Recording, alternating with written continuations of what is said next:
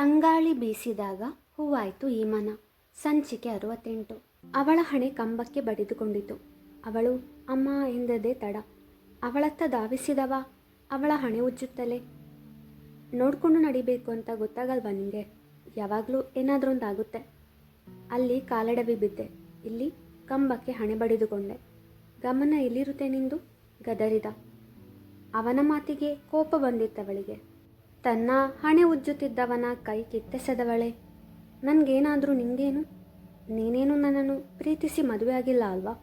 ಇಷ್ಟಕ್ಕೂ ನಾನು ಹೀಗಿರೋದಕ್ಕೆ ಕಾರಣನೇ ನೀನು. ನಾನು ಹೇಗೆ ಇದ್ದವಳು ಗೊತ್ತಾ? ನನ್ನ ಪಾಡಿಗೆ ಆರಾಮಾಗಿ ನನ್ನ ಫ್ಯಾಮಿಲಿ ಜೊತೆ, ಸಹನ ಜೊತೆ ಹಾಯಾಗಿದ್ದೆ. ನಿನ್ನ ಜೊತೆ ಮದುವೆ ಫಿಕ್ಸ್ ಆದಾಗಿಂದ ಏನೇನೋ ಯೋಚನೆಗಳು ನನ್ನನ್ನು ಕಾಡೋಕ್ಕೆ ಶುರುವಾದವು. ಮನಸ್ಸಲ್ಲಿ ನೂರಾರು ಪ್ರಶ್ನೆಗಳಿವೆ, ಆದರೆ ಅದಕ್ಕೆ ಉತ್ತರಗಳಿಲ್ಲ. ನನ್ನ ಎಕ್ಸಾಮ್ ಟೈಮಲ್ಲಿ ಕೂಡ ನಾನು ಇಷ್ಟೊಂದು ತಲೆ ಕೆಡಿಸಿಕೊಂಡಿರಲಿಲ್ಲ. ನೀನು ಯಾವಾಗ ನನ್ನ ಕೊರಳಿಗೆ ತಾಳಿ ಕಟ್ಟಿದ್ಯೋ ಆವಾಗಿಂದ ನನ್ನ ಜೀವನ ಬದಲಾಯಿತು. ನಾನು ನನ್ನವರಿಂದ ದೂರವಾದೆ. ನನ್ನ ಮುದ್ದು ತಮ್ಮನನ್ನು ಒಂದಿನ ಕೂಡ ಬಿಟ್ಟಿರದವಳು ನಾನು. ನನ್ನ ಮಗನ ಥರ ಬೆಳೆಸಿದ್ದೆ ಅವನನ್ನು. ಅವನು ಅಷ್ಟೇ ನನ್ನನ್ನು ತುಂಬ ಹಚ್ಕೊಂಡಿದ್ದ. ಅವನಿಂದ ನನ್ನನ್ನು ದೂರ ಮಾಡಿದೆ. ಯಾರಿಗೂ ಯಾವುದಕ್ಕೂ ಹೆದರದ ನಾನು ಈಗ ಹೇಡಿಯಂತೆ ಬದುಕುವ ಹಾಗಾಯಿತು. ಯಾರೋ ಒಬ್ಬ ನನ್ನ ಕೊಲೆ ಮಾಡೋದಕ್ಕೆ ಪ್ರಯತ್ನ ಪಡ್ತಿದ್ದಾನೆ ಅಂತ ನನ್ನ ಊರು ಬಿಟ್ಟು ಎಲ್ಲಿಗೋ ಕರ್ಕೊಂಡು ಬಂದಿದ್ಯಾ ನನ್ನ. ಇದು ಯಾವ ಊರು ಅಂತ ಗೊತ್ತಿಲ್ಲ. ಕನಿಷ್ಠ ಪಕ್ಷ ನನ್ನ ಮೊಬೈಲ್ ಕೂಡ ನನ್ನ ಹತ್ರ ಇಲ್ಲ. ನಾನು ಮಮ್ಮಿ ಜೊತೆ ಮಾತಾಡಿ ಎಷ್ಟು ದಿನ ಆಯಿತು ಗೊತ್ತಾ? ನನಗೆ ಎಷ್ಟು ಹಿಂಸೆ ಆಗ್ತಿದೆ ಗೊತ್ತಾ? ನನಗೆ ಎಷ್ಟು ನೋವಾಗ್ತಿದೆ ಗೊತ್ತಾ? ಇದು ನಾನಲ್ಲ, ನಾನಿಷ್ಟು ವೀಕ್ ಅಲ್ಲ. ನನ್ನ ಜೀವನ ಸಸ್ಪೆನ್ಸ್ ಥ್ರಿಲ್ಲರ್ ಮೂವಿ ಥರ ಆಗಿದೆ. ಪ್ರತಿಯೊಂದಿನ ಏನಾದರೂ ಟ್ವಿಸ್ಟ್ ಇದ್ದೇ ಇರುತ್ತೆ. ಮುಕುಂದ ಮಾವ, ಪಾರಿಜಾತ ಅತ್ತೆ ನಿಮ್ಮ ಅಪ್ಪ ಅಮ್ಮ ಅಲ್ಲ. ಮತ್ತು ಅವರು ಯಾರಂತ ಕೇಳಿದ್ರೆ ನೀನೇನು ಹೇಳೋದೇ ಇಲ್ಲ. ನಿನ್ನ ಅಮ್ಮನ ಅಮ್ಮ ಇದ್ದಾರೆ ಅಂತ ನಂಗೆ ಗೊತ್ತಾಗಿದೆ ಸುಮಂಗಲ ಅಜ್ಜಿ ಹೇಳಿದ ಮೇಲೆ. CA ಆಗಿ ಪಪ್ಪನ ಆಫೀಸಿಗೆ ಜಾಯ್ನ್ ಆದೆ. ಕಣ್ಣಿಗೆ ಸ್ಪೆಕ್ಸ್ ಹಾಕಿ ಮಿಸ್ಟರ್ ಪರ್ಫೆಕ್ಟ್ ನಂತಿದ್ದವನು ಇಲ್ಲಿ ಬಂದ ನಂತರ ಪೂರ್ತಿ ಬದಲಾದೆ. ಸ್ಪೆಕ್ಸ್ ಇಲ್ಲದೆ ಇದ್ದರೂ ನಿಂಗೆಲ್ಲ ಸರಿಯಾಗಿ ಕಾಣುತ್ತೆ. ಮತ್ತು ನಿಂಗೆ ಬೈಕ್ ಅಂದರೆ ಕ್ರೇಜ್. ದಿನ ಕಳೆದಂತೆ ನಿನ್ನ ಹೊಸ ಕ್ಯಾರೆಕ್ಟರ್ ಪರಿಚಯವಾಗ್ತಿದೆ ನನಗೆ. ದುರ್ಗಾ ಅಜ್ಜಿ ಮನೆಯಲ್ಲಿ ನಾನು ನೋಡಿದ ಫೋಟೋ ಫ್ರೇಮ್ನಲ್ಲಿ ನಿನ್ನ ಜೊತೆ ನಿಮ್ಮ ಅಪ್ಪ ಅಮ್ಮ ಮತ್ತು ಒಬ್ಬಳು ಹುಡುಗಿ ಇದ್ಲು. ಯಾರವಳು? ನನ್ನನ್ನು ಕೈದಿ ಥರ ಇಲ್ಲಿ ಕೂಡಿ ಹಾಕಿದ್ಯಾ? ನನಗಂತೂ ಹುಚ್ಚಿಡೀತಿದೆ ಇಲ್ಲಿ. ನನ್ನ ಜೀವನ ನನ್ನ ಕಂಟ್ರೋಲ್ನಲ್ಲೇ ಇಲ್ಲ. ನನ್ನ ಪ್ರಶ್ನೆಗೆ ಉತ್ತರ ಕೊಡು ಎಂದು ಅವನ ಕಾಲರ್ ಹಿಡಿದು ಜಗ್ಗಿದವಳೆ ತನ್ನ ಮನದ ಮಾತು ಪೂರ್ತಿ ಹೊರಹಾಕಿದ್ದಳು. ಹಾಗೆ ಅವಳ ಕಣ್ಣೀರು ಅವಳು ಎಷ್ಟು ನೊಂದಿದ್ದಾಳೆ ಎನ್ನುವುದಕ್ಕೆ ಸಾಕ್ಷಿಯಾಗಿತ್ತು. ತುಂಬ ಹತ್ತಿದ್ದರಿಂದಲೋ ಅಥವಾ ಹಣೆಗೆ ಏಟಾಗಿದ್ದರಿಂದಲೋ ಏನು ಪ್ರಜ್ಞೆ ತಪ್ಪಿದಳು. ಅವಳನ್ನು ತೋಳುಗಳಲ್ಲಿ ಎತ್ತಿಕೊಂಡವ ತಮ್ಮ ಕೋಣೆಯತ್ತ ನಡೆದರೆ ಆಜ್ಞಾ ಮಮ್ಮಿ ಎಂದು ಅವನ ಹಿಂದೆಯೇ ಓಡಿದಳು. ಇಷ್ಟು ಹೊತ್ತು ಅವಳ ಮಾತುಗಳನ್ನು ಆಲಿಸಿದ ಸುಮಂಗಲರವರ ಕಣ್ಣಂಚು ಒದ್ದೆಯಾಯಿತು. ಅವಳ ಮನಸ್ಸಿಗೆ ಎಷ್ಟು ನೋವಾಗಿದೆ ಎಂದು ಅರಿತವರು ಮೊಮ್ಮಗನ ಜೊತೆ ಮಾತನಾಡಲು ನಿರ್ಧರಿಸಿದರು. ಮಮ್ಮಿ, ಎದ್ದೇಳು ಮಮ್ಮಿ, ಏನಾಯಿತು ನಿಂಗೆ? ಒಂದೇ ಸಮನೆ ಅಳುತ್ತಿದ್ದಳು ಆಜ್ಞಾ ಪ್ರಜ್ಞೆ ತಪ್ಪಿ ಮಲಗಿರುವ ಖ್ಯಾತಿಯನ್ನು ಕಂಡು. ಪಾಪು, ಮಮ್ಮಿಗೆ ಆಯಾಸವಾಗಿದೆ, ರೆಸ್ಟ್ ಮಾಡ್ತಿದ್ದಾಳೆ ಅಷ್ಟೆ. ಒಂದು ಒಳ್ಳೆ ನಿದ್ದೆಯಾಗಿ ಎದ್ದ ನಂತರ ಮಮ್ಮಿ ಮೊದಲಿನಂತೆ ನಿನ್ನ ಜೊತೆ ಮಾತಾಡ್ತಾಳೆ, ಆಟ ಆಡ್ತಾಳೆ. ನೋಡು, ಅಳ್ಬಾರ್ದು ಪಾಪು. ಮಮ್ಮಿಗೆ ನೀನಂದರೆ ತುಂಬ ಪ್ರೀತಿ ಅಲ್ವಾ? ನೀನತ್ರ ಮಮ್ಮಿಗೆ ಬೇಜಾರಾಗಲ್ವಾ ಮುದ್ದು ಎಂದು ಮಗಳ ಕಣ್ಣೊರೆಸಿದ.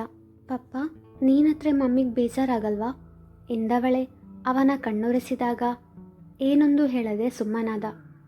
ಖ್ಯಾತಿಯ ಪ್ರಶ್ನೆಗಳು, ಅವಳ ನೋವು, ಹತಾಶೆಯ ಮುಂದೆ ಮೂಕನಾಗಿದ್ದನವ. ಅವನ ನಿರ್ಧಾರ ಅವಳಿಗೆ ಇಷ್ಟರ ಮಟ್ಟಿಗೆ ನೋವು ಕೊಡುವುದೆಂದು ತಿಳಿದಿರಲಿಲ್ಲ ಅವನಿಗೆ. ಅವಳು ಅವನ ಒಲವು, ಅವಳ ನೋವನ್ನು ಹೇಗೆ ತಾನೇ ಸಹಿಸುವನವ? ಕಣ್ಣುಗಳಿಂದ ಅಪ್ಪಣೆ ಇಲ್ಲದೆ ಕಣ್ಣೀರು ಹರಿದಿತ್ತು.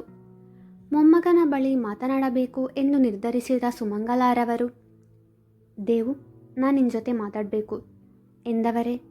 ಪುಟ್ಟಿ, ನೀನಿಲ್ಲೇ ಇರು, ನಿಮ್ಮಮ್ಮಂಗೆ ಎಚ್ಚರವಾದ ನಂತರ ನಮ್ಮನ್ನು ಕರಿ ಎಂದು ಆಜ್ಞಾಳಿಗೆ ಹೇಳಿದಾಗ ಅವಳು ಸರಿ ಎಂಬಂತೆ ತಲೆಯಾಡಿಸಿದಳು.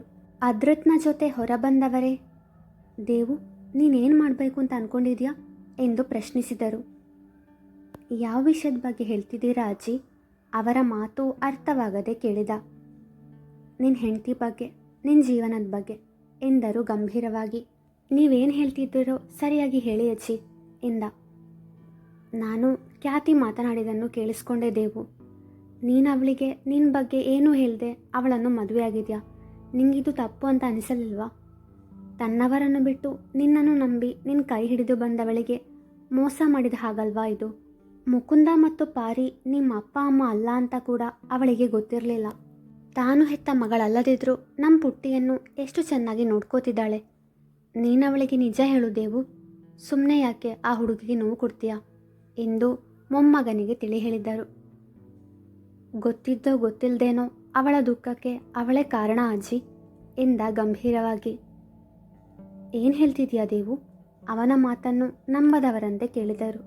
ನಿಜ ಹೇಳ್ತಿದ್ದೀನಿ ಅಜ್ಜಿ, ನನಗೆ ಪಾಪು ತುಂಬ ಮುಖ್ಯ. ಅವಳಿಗೆ ತಾಯಿ ಪ್ರೀತಿ ಸಿಗಬೇಕು. ನಿಜ ಗೊತ್ತಾದ ಮೇಲೆ ಖ್ಯಾತಿ ಅವಳನ್ನು ಮೊದಲಿನ ಥರ ಪ್ರೀತಿಯಿಂದ ನೋಡ್ಕೊಳ್ದೇ ಇದ್ರೆ ಇಲ್ಲ, ಈ ವಿಷಯದಲ್ಲಿ ರಿಸ್ಕ್ ತಗೊಳ್ಳಲು ನಾನು ತಯಾರಿಲ್ಲ ಎಂದ ದೃಢವಾಗಿ. ತಾನು ಹೆತ್ತ ಮಗಳಲ್ಲದಿದ್ದರೂ ಅವಳನ್ನು ಅಷ್ಟು ಪ್ರೀತಿಯಿಂದ ನೋಡಿಕೊಳ್ಳುವ ಹುಡುಗಿ ನಿಜ ಗೊತ್ತಾದ ಮೇಲೆ ಬದಲಾಗ್ತಾಳೆ ಅಂತೀಯ? ಅದ್ರತ್ನ ಮಾತುಗಳು ಅವರಿಗೆ ಸಹ್ಯವಾಗಲಿಲ್ಲ. ಹಾಂ, ಬದಲಾಗೋದಿಲ್ಲ ಅಂತ ಹೇಗೆ ಹೇಳ್ತೀರಾ? ನಿಂಗೆ ನಿನ್ನ ಹೆಂಡತಿ ಮೇಲೆ ನಂಬಿಕೆ ಇಲ್ಲದಿರಬಹುದು, ಆದರೆ ನಂಗವಳ ಮೇಲೆ ಸಂಪೂರ್ಣ ನಂಬಿಕೆ ಇದೆ. ಒಂದು ವಿಷಯದಲ್ಲಿ ತುಂಬ ಬೇಸರವಿದೆ ನನಗೆ. ನನ್ನ ದೇವು ತುಂಬ ಬದಲಾದ. ಹೀಗಿರಲಿಲ್ಲ ನೀನು. ಇಷ್ಟೊಂದು ಕಟುವಾಗಿ ಮಾತಾಡೋದನ್ನು ಯಾವಾಗ ಕಲಿತೆ ನೀನು? ತುಸು ಬೇಸರದಿಂದ ನುಡಿದರು. ಅಷ್ಟು ಸುಲಭವಾಗಿ ಮರೆತು ಹೋಗುವ ಘಟನೆಗಳಲ್ವಲ್ಲ ನಮ್ಮ ಜೀವನದಲ್ಲಿ ನಡೆದಿತ್ತು. ಆ ನೋವು, ಆ ಅನುಭವಗಳಿಂದ ನಾನು ಬದಲಾದೆ ಅಜ್ಜಿ ಎಂದವನ ದನಿಯಲ್ಲೂ ನೋವಿತ್ತು. ಮುಂದೊಂದಿನ ನೀನು ತುಂಬ ಪಶ್ಚಾತ್ತಾಪ ಪಡ್ತೀಯ ದೇವು. ನೀನು ಮಾಡ್ತಿರೋದು ಸರಿಯಿಲ್ಲ. ಅವನ ಮನಸ್ಸು ಬದಲಾಯಿಸಲು ಕೊನೆಯದಾಗಿ ಪ್ರಯತ್ನಿಸಿದರು ಸುಮಂಗಲಾರವರು. ನಿಮಗೆ ಹಾಗನಿಸಬಹುದು ಅಜ್ಜಿ, ಆದರೆ ನಂಗೆ ಹಾಗನಿಸೋದಿಲ್ಲ ಎಂದವ ಅಲ್ಲಿಂದ ತನ್ನ ಬೈಕೇರಿ ಹೊರಟೇ ಬಿಟ್ಟ. ಅವನು ಹೋದತ್ತಲೇ ನೋಡುತ್ತಾ ನಿಟ್ಟುಸಿರು ಬಿಟ್ಟವರು. ಎಷ್ಟು ಖುಷಿಯಾಗಿದ್ದ ಕುಟುಂಬ ನಮ್ಮದು. ಎಷ್ಟು ಲವಲವಿಕೆಯಿಂದ ಎಲ್ಲರನ್ನೂ ಕಾಡುತ್ತಾ ತುಂಟಾಟ ಮಾಡುತ್ತಿದ್ದ ನಮ್ಮ ದೇವು ಈಗ ಇವನೇನ ನಮ್ಮ ದೇವು ಅನಿಸೋ ಮಟ್ಟಕ್ಕೆ ಬದಲಾದ ಎಂದುಕೊಂಡವರೇ. ಅನು, ನೀನೇ ನಿನ್ನ ಮಗನಿಗೆ ಸರಿಯಾದ ದಾರಿ ತೋರು ಮಗಳೇ. ತಮ್ಮ ಮಗಳು ಅನುರಾಧರನ್ನು ನೆನೆದು ಮನಸ್ಸಲ್ಲೇ ನುಡಿದರು. ಅವನ ಬೈಕ್ ನಿಂತದ್ದು ಊರಿನ ಕೆರೆಯ ಬಳಿ. ಅಲ್ಲಿ ಕುಳಿತು ಕೆಲ ಕ್ಷಣ ಕೆರೆಯ ನೀರನ್ನು ದಿಟ್ಟಿಸಿದ. ಹೌದು, ನಾನು ತುಂಬ ಬದಲಾಗಿದ್ದೀನಿ. ನಾನು ಪ್ರೀತಿಸಿದವಳ ಜೊತೆ ಸುಂದರ ಜೀವನದ ಕನಸು ಕಂಡಿದ್ದೆ. ಅವಳು ಯಾವಾಗಲೂ ಖುಷಿಯಾಗಿರಬೇಕು ಎಂದು ಬಯಸಿದ್ದೆ. ಆದರೆ ಅವಳ ನೋವಿಗೆ ನಾನೇ ಕಾರಣನಾದೆ. ನಾನು ಕೆಟ್ಟವನು, ಸ್ವಾರ್ಥಿ ಎಂದು ನೊಂದುಕೊಂಡವನಿಗೆ ನೀರಿನಲ್ಲಿ ತನ್ನ ಪ್ರತಿಬಿಂಬವನ್ನು ನೋಡಿ ಅಸಹ್ಯವೆನಿಸಿತು. ಅದಕ್ಕೆ ಕಲ್ಲೆಸೆದವನು ಮನಸ್ಸಲ್ಲೇ ರೋಧಿಸಿದನು. ತುಸು ಪ್ರಯಾಸದಿಂದಲೇ ಕಣ್ಣು ತೆರೆಯಲು ಯತ್ನಿಸಿದಳು ಖ್ಯಾತಿ. ಕಣ್ಣು ತೆರೆದಾಗ ಕೆನ್ನೆ ಮೇಲೆ ಕೈಯನ್ನಿಟ್ಟು ತನ್ನನ್ನೇ ನೋಡುತ್ತಾ ಕುಳಿತಿದ್ದ ಪುಟ್ಟ ಆಜ್ಞಾಳನ್ನು ಕಂಡವಳ ತುಟಿಗಳು ತಂತಾನೇ ಬಿರಿದವು. ಪುಟಾಣಿ ಮೆಲ್ಲನು ಸುರಿದಳು. ಮಮ್ಮಿ, ಈಗ ಹೇಗಿದೆಯಾ? ಖ್ಯಾತಿಯ ತಲೆ ಸವರುತ್ತಾ ಕೇಳಿದವಳ ಪರಿಗೆ ಅವಳ ಕಣ್ಗಳು ತುಂಬಿದವು. ಕೆಲ ಹೊತ್ತಿಗೂ ಮೊದಲು ಜೀವನದ ಬಗ್ಗೆ ಜಿಗುಪ್ಸೆ ಬಂದಿತ್ತವಳಿಗೆ. ತನಗೆ ತನ್ನವರು ಅಂತ ಯಾರೂ ಇಲ್ಲ ಎಂದು ನೊಂದುಕೊಂಡಿದ್ದಳು. ಆದರೆ ಈಗ ಪುಟ್ಟ ಆಜ್ಞಾಳ ಪ್ರೀತಿ, ಅವಳ ಕಾಳಜಿಯ ಮಾತುಗಳು ಖ್ಯಾತಿಗೆ ಸಾಂತ್ವನ ನೀಡಿದವು. ಅವಳ ಕೋಣೆಯಿಂದ ಹೊರ ಓಡಿದ ಆಜ್ಞಾ 2 ನಿಮಿಷದೊಳಗೆ ನೀರಿನ ಲೋಟ ತಂದವಳೆ. ಖ್ಯಾತಿಗೆ ನೀರು ಕುಡಿಸಿದವಳು. ಮಮ್ಮಿ, ಇವಾಗ ಸುಸ್ತೆಲ್ಲ ಹೋಯ್ತಾ? ಮುದ್ದಾಗಿ ಕೇಳಿದಾಗ ಹ್ಞೂ ಪುಟಾಣಿ ಎಂದವಳೆ ಅವಳ ಹಣೆಗೆ ತುಟಿಯೊತ್ತಿದಳು. ಮಮ್ಮಿ, ನೀವು ಸುಸ್ತಾಗಿದ್ದು ನೋಡಿ ಪಪ್ಪ ಅಳ್ತಿದ್ರು ಎಂದು ತಾನು ಕಂಡ ವಿಷಯವನ್ನು ವರದಿ ಒಪ್ಪಿಸಿದಳು ಆಜ್ಞಾ. ಅವಳ ಮಾತಿಗೆ ಖ್ಯಾತಿ ಅಚ್ಚರಿಯಿಂದ ನೋಡಿದರೆ, ಹ್ಞೂ ಮಮ್ಮಿ, ಪಪ್ಪ ನಿಮ್ಮನ್ನು ಪುಟ್ಟ ಪಾಪು ಥರ ಎತ್ಕೊಂಡು ಬಂದು ಕೋಟ್ ಮೇಲೆ ಮಲಗಿಸಿದ್ರು ಗೊತ್ತಾ? ಪಪ್ಪ ಲವ್ಸ್ ಯು ಎಂದವಳು ಖುಷಿಯಿಂದ ಹೇಳುತ್ತಿದ್ದರೆ ಖ್ಯಾತಿಯ ಹೃದಯ ಬಡಿತ ಏರುಪೇರಾಯಿತು. ಆಜ್ಞಾ ಖ್ಯಾತಿ ಪ್ರಜ್ಞೆ ತಪ್ಪಿದಾಗ ನಡೆದ ವಿಷಯವನ್ನು ವಿವರಿಸುತ್ತಿದ್ದರೆ ಪಪ್ಪ ಲವ್ಸ್ ಯು ಎಂಬ ಮಾತು ಅವಳ ಕಿವಿಗಳಲ್ಲಿ ಪ್ರತಿಧ್ವನಿಸಿದಂತೆ ಭಾಸವಾಯಿತು. ಕೆಲ ಹೊತ್ತು ಅದೇ ಗುಂಗಿನಲ್ಲಿ ಖುಷಿಯಾಗಿದ್ದವಳು ವಾಸ್ತವವನ್ನು ನೆನೆದಾಗ ಆ ಸಂತಸವೆಲ್ಲ ಮಾಯವಾಗಿತ್ತು. ಅವನಿಗೆ ನನ್ನ ಮೇಲೆ ಪ್ರೀತಿ ಮೂಡುವುದಕ್ಕೆ ಸಾಧ್ಯವಿಲ್ಲ. ಒಂದು ವೇಳೆ ಅವನು ನನ್ನನ್ನು ಪ್ರೀತಿಸುತ್ತಿದ್ದರೆ ನನ್ನ ಪುಟ್ಟ ರಾಜಕುಮಾರನಿಂದ ನನ್ನನ್ನು ದೂರ ಮಾಡ್ತಿರಲಿಲ್ಲ. ಬೇಕಾಗಿಲ್ಲ ನನಗೆ ಅವನ ಪ್ರೀತಿ. ಅವನ ಮೊದಲ ಪ್ರೀತಿ ನಾನಲ್ಲ, ಅವನ ಸೆಕೆಂಡ್ ಹ್ಯಾಂಡ್ ಪ್ರೀತಿ ನನಗೆ ಬೇಕಾಗಿಲ್ಲ. ನಾನು ಪುಟಾಣಿಯ ಅಮ್ಮ, ಅವಳು ನನ್ನ ಮಗಳು ಅಷ್ಟೇ, ಮನದಲ್ಲಿ ನುಡಿದಳು. ಹಾಗಾದರೆ ನೀನು ಅವನನ್ನು ಪ್ರೀತಿಸಿದ್ದು ಸುಳ್ಳ? ಮನಸ್ಸು ಪ್ರಶ್ನಿಸಿದಾಗ, ನನ್ನ ಪ್ರೀತಿ ನಿಜ.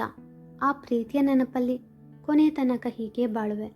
ಆದರೆ ಯಾವತ್ತೂ ಅವನಿಗೆ ನನ್ನ ಪ್ರೀತಿಯ ಅರಿವು ಮೂಡಿಸಲಾರೆ ಎಂದು ಮನಸ್ಸಿಗೆ ಉತ್ತರ ನೀಡಿದಳು. ಮಮ್ಮಿ ಎಂದು ಆಜ್ಞೆ ಕರೆದಾಗ ತನ್ನ ಯೋಚನೆಯಿಂದ ಹೊರಬಂದವಳು, ಹೇಳು ಪುಟಾಣಿ ಎಂದಳು ನಸುನಗುತ್ತಲೇ.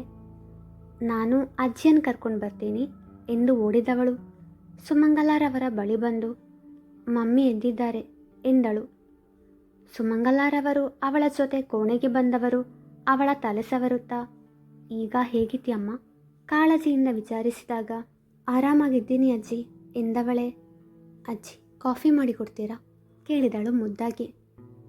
ಅದಕ್ಕೇನಮ್ಮ, ಬಾ ಸ್ವಲ್ಪ ಹೊತ್ತು ಹೊರಗೆ ಕೂತ್ಕೋ, ನಾನೀಗಲೇ ಕಾಫಿ ಮಾಡಿ ತರ್ತೀನಿ ಎಂದು ಅಲ್ಲಿಂದ ಹೊರ ನಡೆದಿದ್ದರು. ಆಜ್ಞಾ ಖ್ಯಾತಿಯ ಕೈ ಹಿಡಿದು ಹೊರಗೆ ಜಗುಲಿಯ ಬಳಿ ಬಂದವಳು. ಮಮ್ಮಿ ನಾನಿಲ್ಲೇ ಸ್ವಲ್ಪ ಹೊತ್ತು ಆಟ ಆಡ್ಲಾ ಎಂದಾಗ, ಹ್ಞೂ ಪುಟಾಣಿ ಎಂದಳು ಖ್ಯಾತಿ. ಆಜ್ಞಾ ತನ್ನಷ್ಟಕ್ಕೆ ತಾನು ಶಾಲೆಯಲ್ಲಿ ಕಲಿತ ಪದ್ಯವನ್ನು ಹಾಡುತ್ತಾ ಕುಣಿಯುತ್ತಾ ಇದ್ದಳು. ಖ್ಯಾತಿ ಅವಳ ಖುಷಿಯನ್ನು ಕಣ್ತುಂಬಿಕೊಳ್ಳುತ್ತಿದ್ದಳು. ಕಾಫಿ ತಗೋಮ್ಮ ಸುಮಂಗಲಾರವರು ಖ್ಯಾತಿಗೆ ಹೇಳಿದಾಗ, ಥ್ಯಾಂಕ್ಸ್ ಅಜ್ಜಿ ಎಂದು ಕಾಫಿ ಪಡೆದವಳು ಕಾಫಿ ಹೀರತೊಡಗಿದಳು. ಈಗ ಸ್ವಲ್ಪ ಹಾಯೆನಿಸಿದವಳಿಗೆ. ಅವಳ ಹಣೆಯ ಗಾಯವನ್ನು ಸವರಿದವರು, ಈಗಲೂ ನೋವಾಗ್ತಿದೆಯಾ ಎಂದು ಕೇಳಿದರು. ಇಲ್ಲ ಅಜ್ಜಿ ಎಂದಳಾದರೂ ಸ್ವಲ್ಪ ನೋವಿತ್ತವಳಿಗೆ. ಪುಟ್ಟಿ ಹಾಲು ಕುಡಿ, ಆಮೇಲೆ ಆಟ ಆಡುವೆಯಂತೆ ಸುಮಂಗಲಾರವರು ಆಜ್ಞಾಳಿಗೆ ಹೇಳಿದಾಗ, ಹಾಲು ಬೇಡ ನನಗೆ ಎಂದಳು. ಮುಂದುವರೆಯುವುದು.